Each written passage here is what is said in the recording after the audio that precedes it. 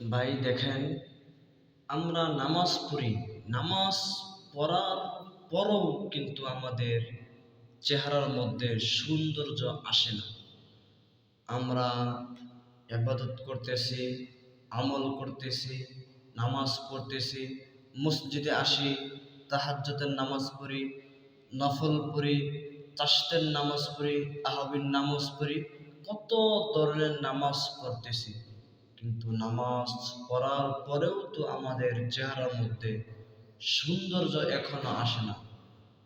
তখন আপনার বুঝতে হবে, আমার কোনো না কোনো এক গুনাহ এখনো রয়েছে, যার কারণে নামাজ পড়ি, কিন্তু তারপরেও আমার মুখের মধ্যে এখনো সৌন্দর্য আসে না। আপনি যে ধরনের গুনাহ করেন, আপনি আলেম হন আর আপনি যাই হন, আপনি জ্ঞানওয়ালা মানুষ হন আর আপনি জ্ঞান ছাড়া মানুষ হন, আপনি যেই হন আর যাই হন, কিন্তু যখন আপনি কোনো একটা গুনাহ করবেন, যে ধরনের গুনাহ করবেন, এই গুনাহ করার পর আপনি নগদ ওই পাপের শাস্তি আপনি নগদ পাবেন। কেমন আপনি নগদ পাপের শাস্তি পাবেন? আপনি নগদ পাপের শাস্তি পাবেন মোট 11টি।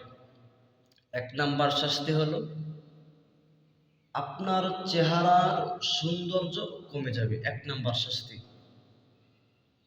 আপনি নামাজ পড়েন, তাহাজ্জুদের নামাজ পড়েন, কত সুন্দর করে আপনি 5 বেলাই ওযু করেন, কিন্তু তারপরেও তো আপনার চেহারার মধ্যে সৌন্দর্য, নূর আসে না। কেন আসে না?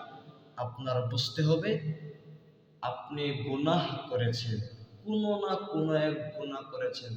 তারপরেও নামাজ পড়ার পরেও আপনার চেহারার মধ্যে, আপনার চলার মধ্যে এখনো একচুল পরিমাণও পরিবর্তন হয় নাই। 1 নাম্বার। 2 নাম্বার বিষয় হচ্ছে, আপনার স্মৃতি শক্তি কমে যাবে, আপনার জ্ঞান কমে যাবে। আপনি গুনাহ করলেন, নামাজ পড়েন আবার গুনাহ করেন, কিন্তু আপনার জ্ঞান কমে যাবে। গুনাহ করেন আবার নামাজ পড়েন, এটা আবার কেমন? এমন হবে না। এমন যদি হয়, তাহলে হয়তো আপনার নামাজ পরিপূর্ণ ছেড়ে দিতে হবে, আর না হয় আপনার গুনাহ পরিপূর্ণ ছেড়ে দিতে হবে।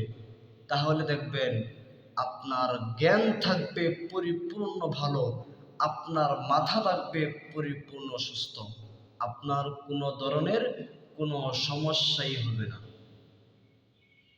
আপনি যদি গুনাহ করেন, আপনাকে একটু আগে আপনাকে একজন জিজ্ঞাসা করলো, এ ভাই তুমি এই কাজ করেছ? তখন আপনি বলবেন, আমার তো মনে হচ্ছে না আমি তো এই কাজ করেছি। এই যে আপনার স্মৃতিশক্তি কমে যাচ্ছে কেন? আপনি নামাজ পড়েন আবার গুনাহ করেন, তাহলে হবে না। তাহলে যে ধরনের আপনি গুনাহ করবেন, গুনাহ করার সাথে সাথে আপনার নগদ ওই পাপের শাস্তি হলো 11টি। তার মধ্যে 2টি হবে। 1 নাম্বার হচ্ছে, আপনার চেহারার সৌন্দর্য নষ্ট হয়ে যাবে। 2 নাম্বার, আপনার স্মৃতিশক্তি কমে যাবে। 3 নাম্বার, আপনার রিজিক কমে যাবে। দেখেন না, আমাদের সমাজে বলি, আরে নামাজ পড়ি, তারপরেও আমাদের এত কষ্ট কেন? নামাজ পড়ি, আমরা এখনো কিছুই খাইতে পারি না, আমরা অনেক গরিব, আল্লাহ কি আমাদের দিকে একবারও তাকায় না? হ্যাঁ, আমার মালিক আপনার দিকে তাকায়, কিন্তু আপনি মালিকের দিকে তাকান না। হ্যাঁ, আপনার দিকে আমার মালিক তাকায়, কিন্তু আপনি আমার মালিকের দিকে তাকান না। আমার মালিক আপনাকে চিনে, কিন্তু আপনি আমার মালিককে এখনো চিনতে পারলেন না। কেন জানেন?